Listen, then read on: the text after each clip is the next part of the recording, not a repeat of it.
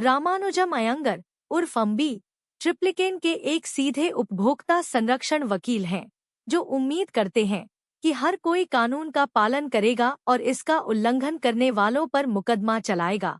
लेकिन उनके प्रयास विफल हो जाते हैं, क्योंकि परिस्थितिजन्य साक्ष्य आरोपी के पक्ष में होते हैं।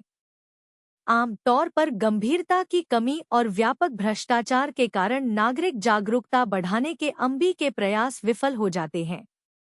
निराश होकर अम्बी का दबा हुआ गुस्सा अनियन नामक एक बदले हुए अहंकार के रूप में प्रकट होता है, जो एक गंभीर रिपरथीम वाला सतर्क व्यक्ति है, जो उन्हें खत्म करने के लिए भ्रष्ट और उदासीन व्यक्तियों की तलाश करता है। अनियन एक वेबसाइट बनाता है जहां वह गलत काम करने वालों की एक सूची संकलित करता है और प्राचीन हिंदू धर्म ग्रंथ गरुड़ पुराण में वर्णित दंडों का उपयोग करके उन्हें मारता है।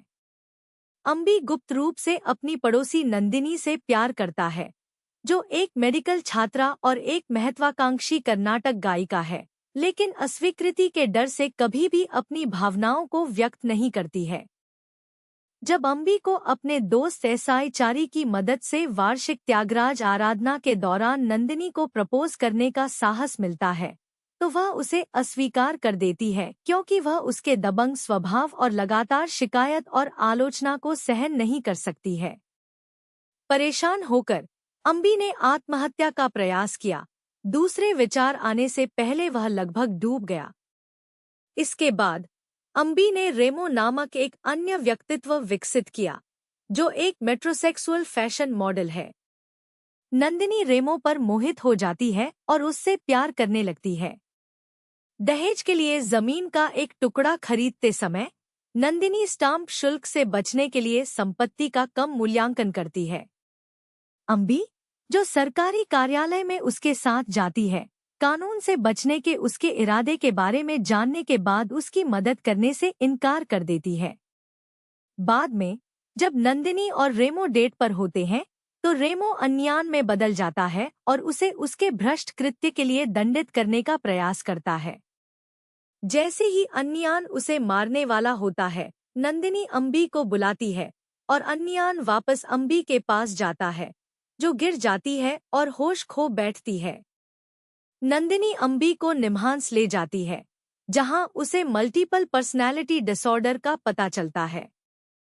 पुनर्प्राप्त स्मृति चिकित्सा के माध्यम से NIMHANS के मुख्य मनोचिकित्सक विजय कुमार अम्बी के अतीत को उजागर करते हैं। जब अम्बी 10 साल का था, तब उसने नागरिक उदासीनता के कारण अपनी छोटी बहन विद्या की आकस्मिक मृत्यु देखी। इस घटना ने एक गहरा भावनात्मक घाव छोड़ दिया, जो उनके ऊंचे आदर्शों का कारण था। मनोचिकित्सक को पता चलता है कि यद्यपि अनयान और रेमो अम्बी के बारे में एक अलग व्यक्ति के रूप में जानते हैं, लेकिन अम्बी अपने भीतर उनके अस्तित्व से बेखबर है। विजय कुमार ने घोषणा की कि यदि नंदिनी अम्बी की भावनाओं का प्रतिकार करती है तो रेमो का अस्तित्व समाप्त हो जाएगा, लेकिन अनयान का अस्तित्व तभी समाप्त होगा जब समाज में सुधार होगा। नंदिनी अम्बी के प्यार को स्वीकार कर लेती है और रेमो गायब हो जाता है। इस बीच DCP प्रभाकर और चारी अनियन द्वारा की गई हत्याओं की जांच करते हैं। भेष बदलकर वे अनियन द्वारा छोड़े गए सुरागों की खोज करते हैं, जो उसके पीड़ितों को दी गई सजाओं के नाम है। प्रभाकर ने अनियन को दंडित करने के लिए व्यक्तिगत रूप से दृढ़ संकल्प किया है, क्योंकि उसके पीड़ितों में से एक, चोकलिंगम, भारतीय रेलवे का एक दोषी खानपान ठेकेदार, उसका बड़ा भाई था। एक नाटकीय प्रचार स्टंट में जब अनयान जवाहरलाल नेहरू स्टेडियम में जनता और प्रेस के बीच आता है, तो वह हत्याओं की बात स्वीकार करता है। अनयान हत्याओं के पीछे के तर्क को समझाते हुए कहते हैं कि जब हर भारतीय जिम्मेदार और ईमानदार होगा तभी देश विकसित देशों के बराबर समृद्ध हो सकता है। उनके तरीकों की प्रशंसा और आलोचना दोनों होती है। प्रभाकर अनयान को पकड़ने की कोशिश करता है, लेकिन वह भाग जाता है। अनयान की इंटरनेट गतिविधि के फोन रिकॉर्ड और IP पते की जांच करने पर प्रभाकर को पता चलता है कि कनेक्शन अम्बी का है। अन्यन की सार्वजनिक उपस्थिति के सुरक्षा फुटेज के आगे के विश्लेषण पर अंबी का चेहरा सामने आ जाता है।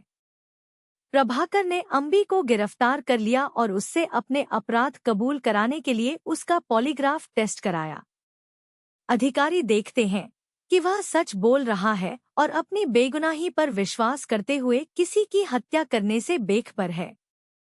प्रभाकर क्रोधित हो जाता है, इसलिए वह सभी अधिकारियों और चारी को जाने का आदेश देता है और गरुड़ पुराणम दंड के साथ अकेले अंबी पर क्रूरतापूर्वक हमला करना और उसे पीड़ा देना शुरू कर देता है। अंबी को अंततः प्रभाकर द्वारा खारे पानी के टैंक में फेंक दिया जाता है।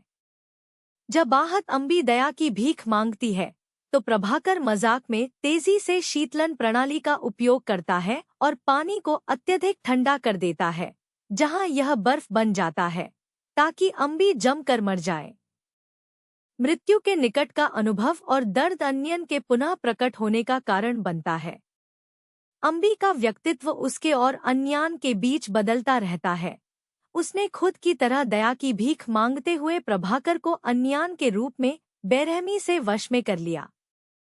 जब अंबी पर कई हत्याओं का मुकदमा चलता है तो विजय कुमार अंबी की मानसिक स्थिति की गवाही देता है। चारी ने प्रभाकर के हाथों अंबी की पूछताछ और यातना को भी गुप्त रूप से रिकॉर्ड किया और इसे अंबी की मानसिक स्थिति के सबूत के रूप में प्रस्तुत किया। अंबी को बरी कर दिया गया है, लेकिन उसे मानसिक अस्पताल में मनोचिकित्सा से गुजरने का निर्देश दिया गया है और ठीक होने पर वह रिहाई के लिए पात्र होगा। जब अंबी को 2 साल बाद रिहा किया गया तो प्रोटोकॉल के प्रति उसका कठोर पालन कम हो गया और वह अधिक खुला और मिलनसार दिखाई देने लगा। वह नंदिनी से शादी करता है और अपने हनीमून के दौरान ट्रेन में यात्रा करते समय अंबी ने एक इलेक्ट्रीशियन जो कई साल पहले अपनी बहन की मौत के लिए अप्रत्यक्ष रूप से जिम्मेदार था, को साथी यात्रियों के बीच शराब पीते हुए देखा। खुद को और नंदिनी को उस आदमी से दूर ले जाकर वह चुपके से अन्यान में बदल जाता है और उस आदमी को ट्रेन से फेंक देता है, जिससे उसकी मौत हो जाती है। हालांकि अंबी ने इस घटना को नंदिनी से छुपाया, जिससे पता चला कि उसके अन्य व्यक्तित्व को मिटाने के बजाय दोनों पात्र एक पहचान में मिल गए हैं।